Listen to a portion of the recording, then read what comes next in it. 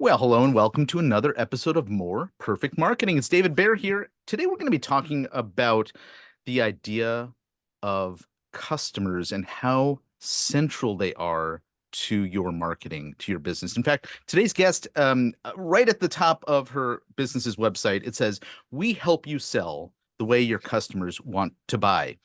And I hear this a lot from marketers in general, and they will then launch into a discussion around what here in the marketing world we refer to as the buyer's journey, right? The awareness level of the customer, and then they're considering, am I going to move on to making that purchase, and then the decision point where they are either deciding to move forward or not.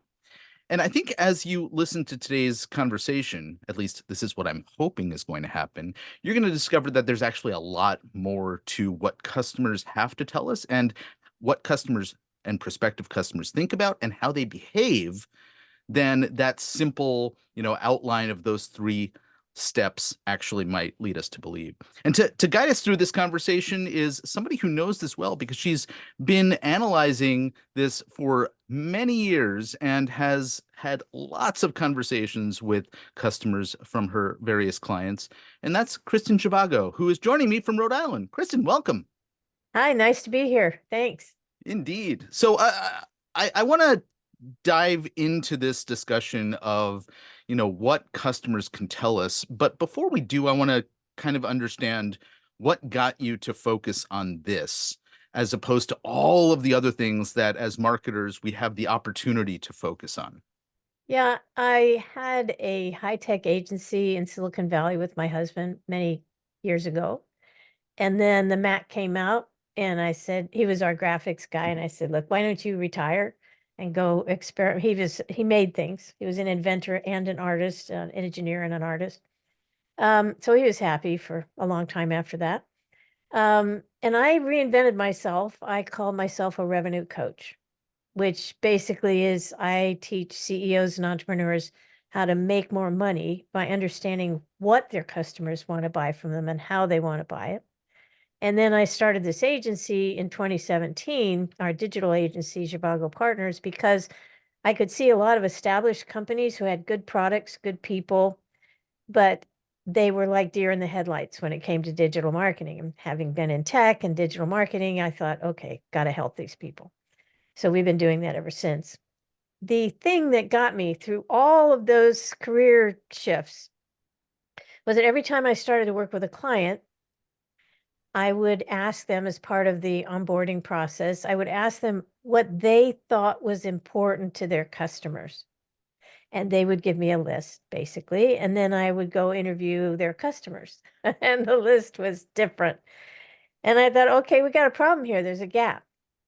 And as they say in the UK, mind the gap. And the gap is really a big problem because if you're not addressing something I call their mindset when they set out to buy, I think it's even more important than a persona. It's their desires, their concerns, and their questions. Hmm. And that to me, you have to specifically know what those are. If you guess, and everybody guesses because they don't want to talk to their customers, which is crazy. If you guess, you're going to guess wrong. And you're going to be just doing marketing speak. So if you actually interview customers after they've bought from you, because they won't tell you what they're thinking while they're buying from you, they're playing poker at that point, negotiating basically. After they buy from you, they have a vested interest in your success and they're happy to tell you what they were thinking as they went through that buyer's journey, as people now call it. I was one of the first people to identify there was even such a thing as a buyer's journey. So it's looking at selling from the buyer's perspective is what this is all about, but you can't guess. Yeah. I like the idea that you raised about when you're asking because I think it helps ensure that we have the right perspective. But I think that there's probably even more nuance than that, because if it's immediately after they bought, they are the reasoning is fresher and probably more accurate in their mind than, a year after they bought when you have to get them to think back to what were you thinking or what was important to you at the time. And so I think there's probably, some more on that subject that you could enlighten us on. Yeah, that's a really good question. Congratulations. It's nuanced and it's based on the product itself.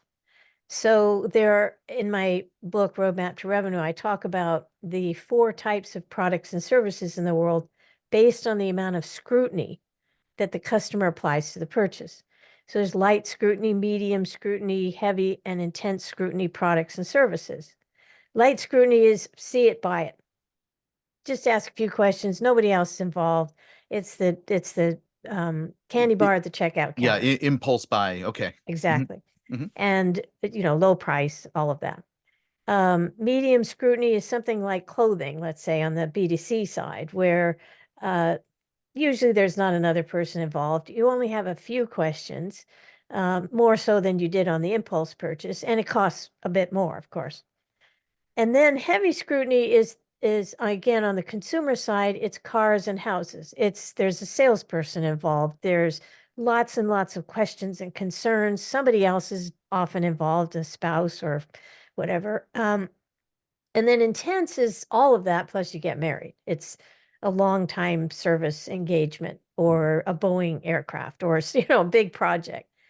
So the buying process and somebody's memory about it for the impulse purchase, you really should get in there pretty quick because they're not going to remember all the thoughts they had about that candy bar outside of, can my waistline afford it? That kind of thing.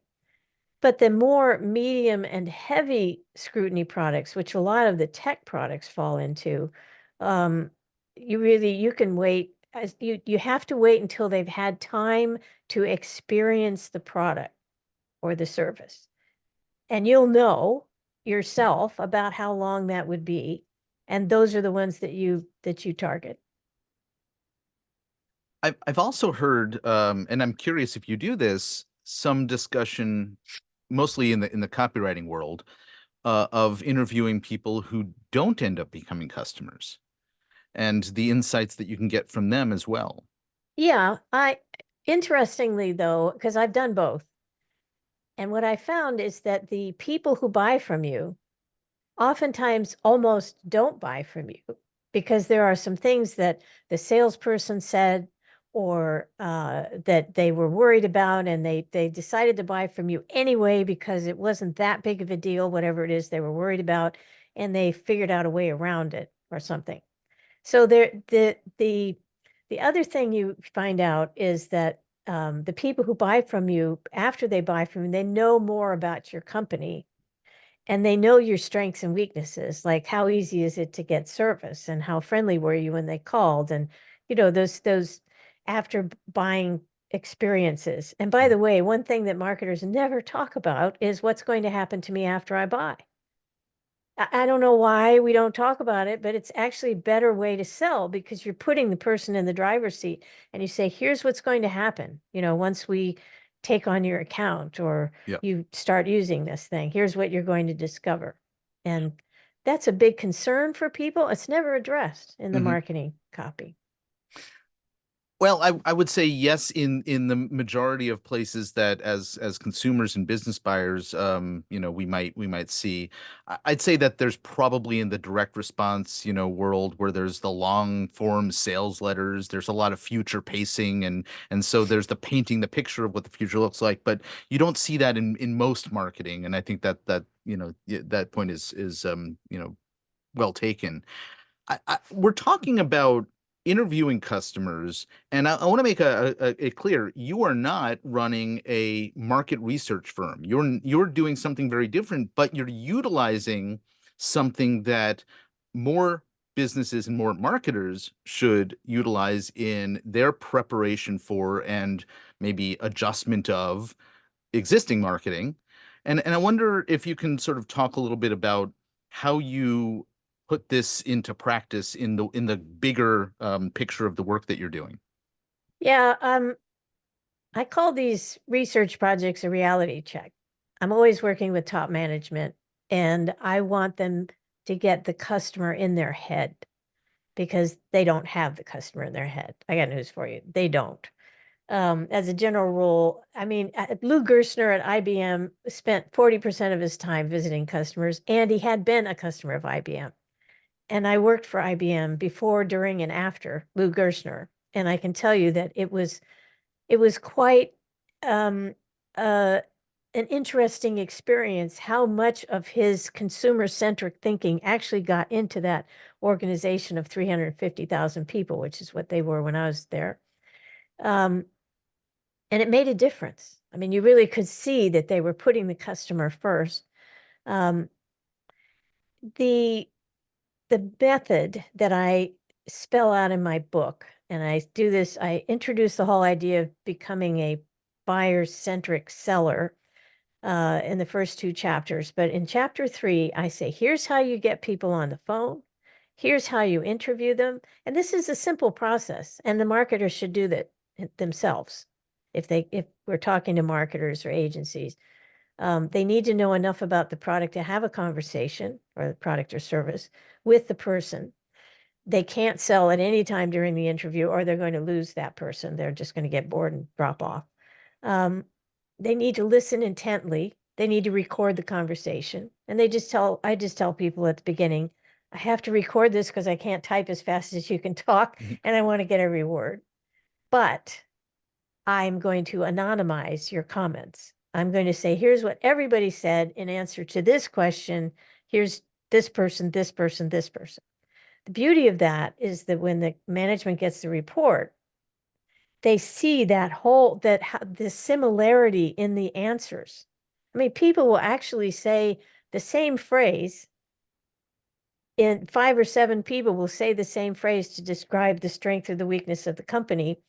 So it really gets into the management's head. Ooh, boy, they really, this is a problem for them, or this is the why they bought from us. We didn't even realize that's why they bought from us. Um, so, and by the way, you only have to interview 5 to 7 people of a given type. So let's say in a B2B sale, you've got a CEO and a user and a purchasing agent. You want to interview 5 to 7 people of each of those types. And that's it. You will get bankable, repeated information from those people. You will see the trend and and you'll get wonderful phraseology from them that you can use in your copy that other customers will recognize and say, that's me. That's not a marketing person talking. That's my kind of thinking.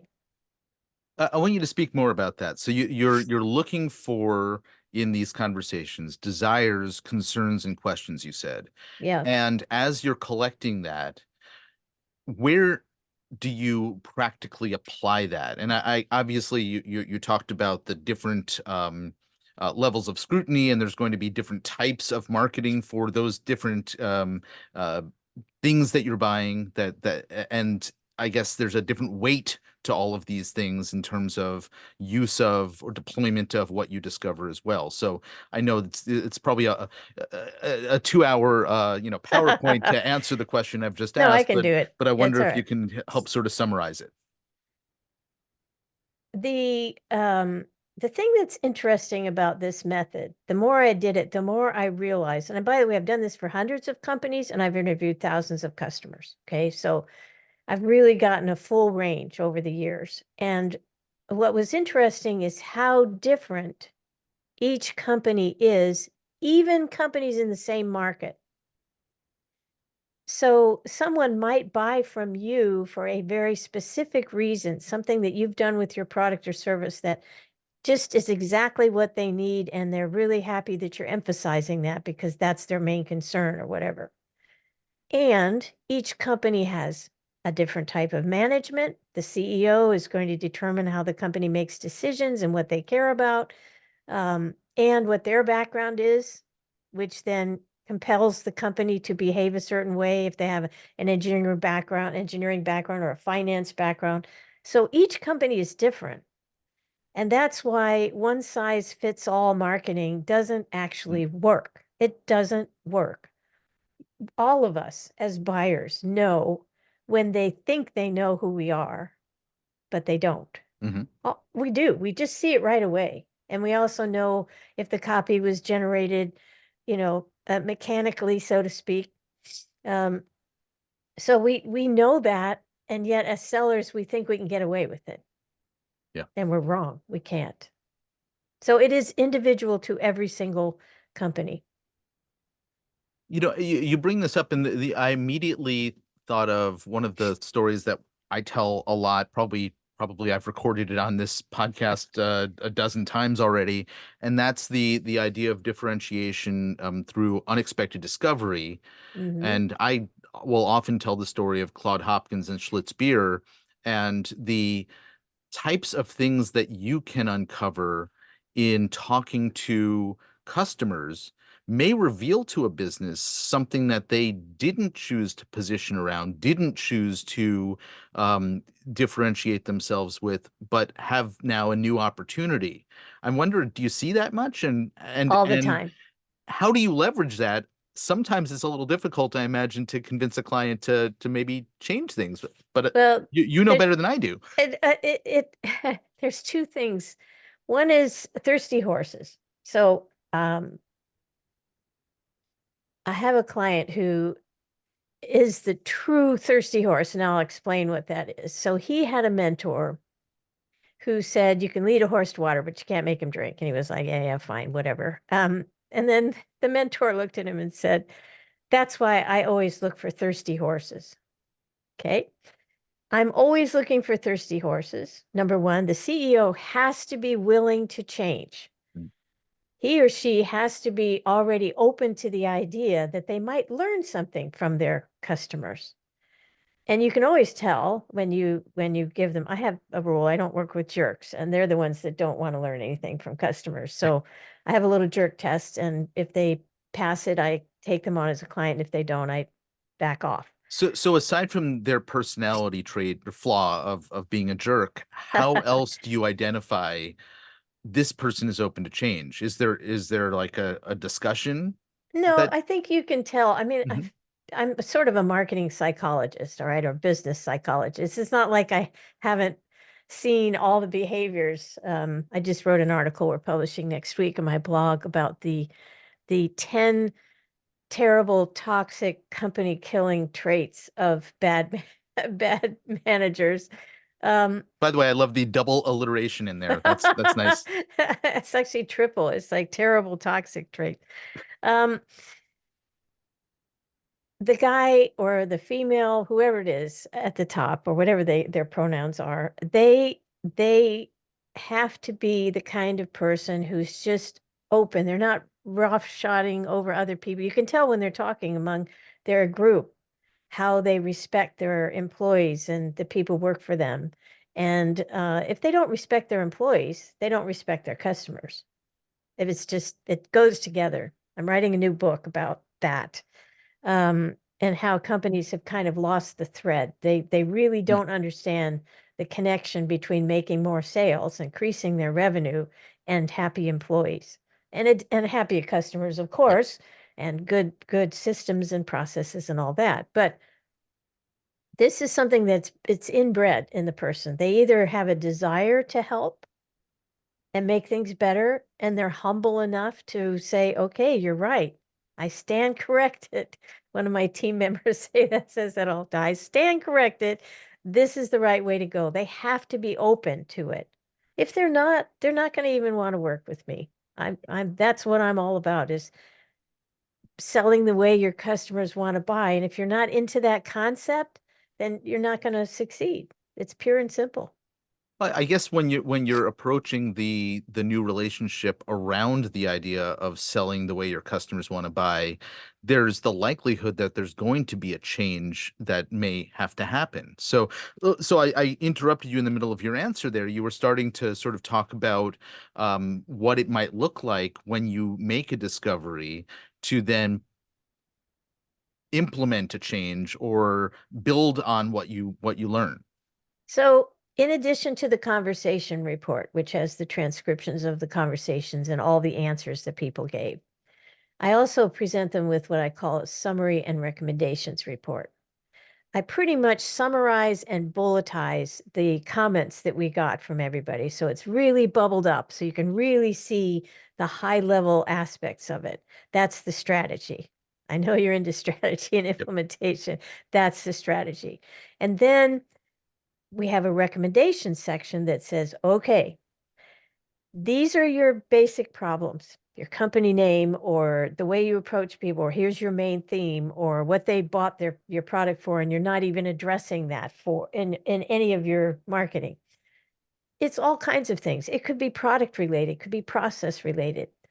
One of my things that people quote me on a lot is that branding is the promise that you make.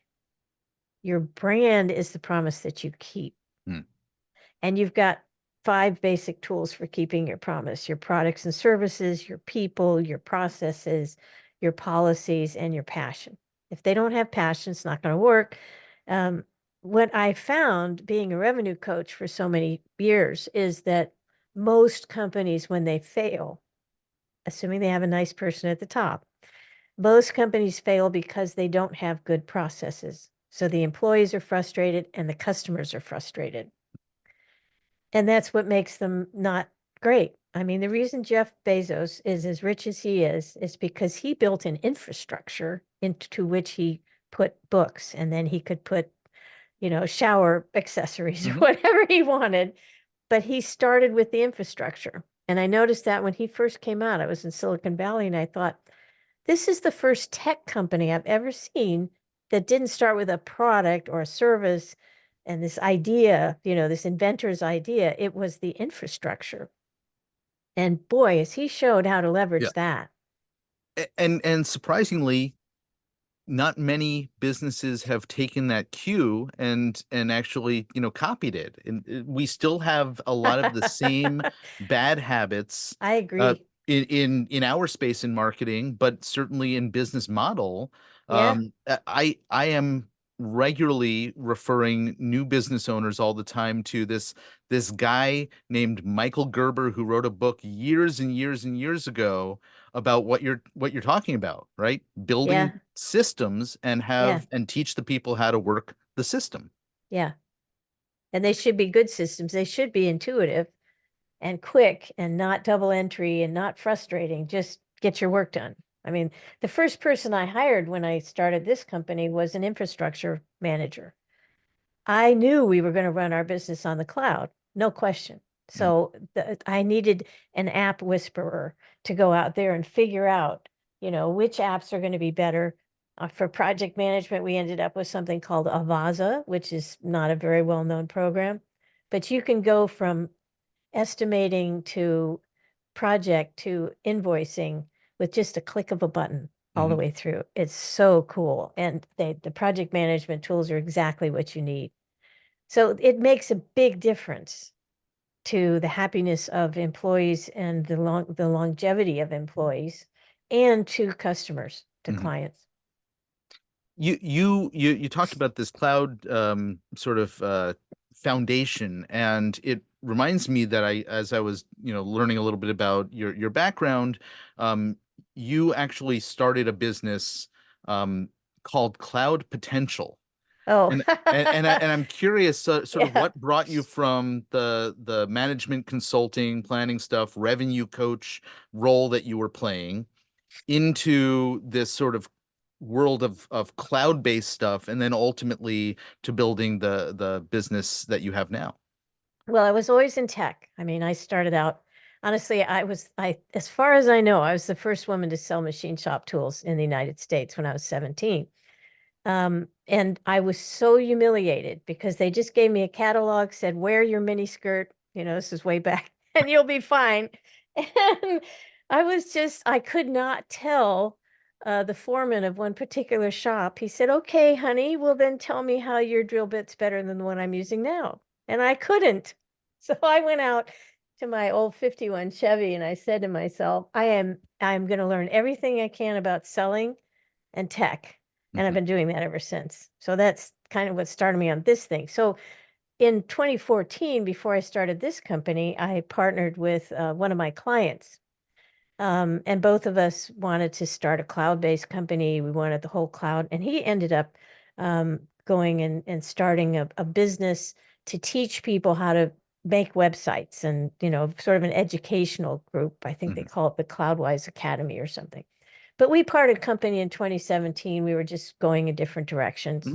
Mhm. But that's kind of what shifted me again, because I saw good business managers having a terrible time with digital marketing. It just wasn't working for them. They weren't getting the leads they needed. They didn't understand how to manage it. And honestly, they were often being taken advantage of by people who just left them in the dark. Yeah. I thought that was criminal, frankly. So, So now you have Zhivago Partners, and as I'm looking through the website and the range of services that you cover, yeah, it is all informed heavily by what the customer. I wrote down a quote of yours somewhere. It was marketing begins and ends with the customer. And yeah, then I look through the website and I see a lot of different activities that you engage in with prospective customers, and one would hope also retention of existing customers. oh, of And so course. I wonder if you can talk a little bit about, sort of how you operate, and who you're serving through those different services. Um, we always come in the middle of their movie. So they might have a marketing director, they might not. They might have been doing SEO and didn't get anything from it because it wasn't being done correctly, or they might have tried social marketing. A lot of times they come to me and say, "Oh, I tried that. I tried social marketing, whatever, and it didn't work." But because they never went to the customer and they never got the message right, I mean, if you if your content isn't relevant to your customers, they're just going to click away. That's what happens. We all do it every day. So that was the real big that's the overarching theme of everything we do. So I always do the reality check before we start working. I always figure out what they're doing already and what they need to do. Excuse me. And when I interview the customers, they tell me how they would buy this type of product. It's one of the questions I ask.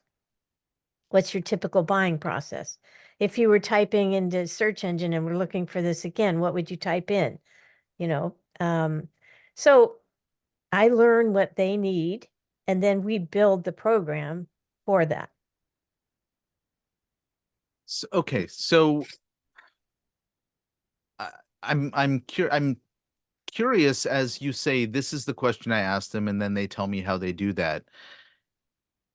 How accurate do you think those answers are versus, and is there a way to check the reality? Because I'm thinking how I would answer that question, and I don't know that I would actually be able to reflect what I actually do as opposed to what I would hope I would do. Well, don't forget you're a marketer, though, This is true. right? Yeah. So some part of your brain is thinking along those lines. Hmm. When I talk to an engineer, about some technical product that they bought, they're not thinking that way. They're totally focused on telling you the story of what they went through. Yeah. And they're actually proud of it because they made a good decision and they're happy with their decision. My husband was very technical and he was very proud of how he made good decisions. And when he got a product, man, it was the right product, right? And all the reasons. Yeah. He was like a walking spreadsheet about the pros and cons. So again, because you talk to 5 to 7 people of a given type, and because they all agree with each other, you get little nuances as you talk to a few more, but the basic process and what they went through and their desires, their concerns, and their questions are totally in line. Okay. I can see that now, as you're working through this process, you hear a theme, you hear a motif, and so the consistency of answers is what reinforces that there's actually legitimacy behind what you're getting. Exactly. So I want to make sure that folks know you've mentioned a book a few times, but we haven't said what it's called. Roadmap to Revenue: How to Sell the Way Your Customers Want to Buy. Where can folks find that, and where can folks find out more about you? Amazon. I just stuck with Amazon. There's an audio version, there's a Kindle version, there's the hardcover. Actually, I prefer that people buy the hardcover because the last half of the book goes through a workflow process of the buying process for the light, medium scrutiny, heavy and intense scrutiny products and services, and it's much easier to get that data from a print book. Mhm. My next book isn't going to have that restriction, I don't think, but anyway, that's what I recommend. Zhivago Partners is our website, and if That's you zhivagopartners.com. Partners, Yes. yes, yes, Okay. sir. Mhm. And if you just Google Kristin Zhivago, I will dominate the first, I don't know, 35 until you get to Kristen Chenoweth or somebody like that, or Dr. Zhivago. Yes. So there's plenty of easy ways to find me if you just do that. And perhaps the easiest way is if you're listening to this podcast, there will be show notes with a link to your website as well. And so we'll make sure to leave that in there, and I will also put a link to the book available on Amazon. Great, thank you. So, hey, Kristin Zhivago, thank you so much. This has been a really enlightening conversation about how important and perhaps more important than we know customers are to our businesses. Yes, well, great interview. Thank you. Well, thanks so much. Folks, you've been listening to More Perfect Marketing. If you know somebody who could benefit from listening to the episode you just heard, please send them our way. Until next time, my name's David Baer. Bye bye.